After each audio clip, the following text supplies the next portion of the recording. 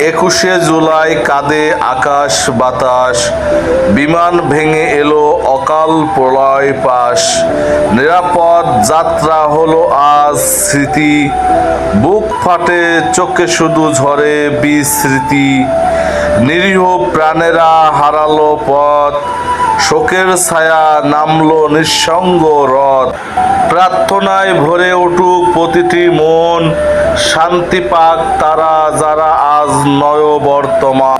আকাশ ছুঁতে চেয়েছিল ছোট ছোট হাত, স্বপ্নে ভরা ছিল ওদের প্রাণের কথাটাত।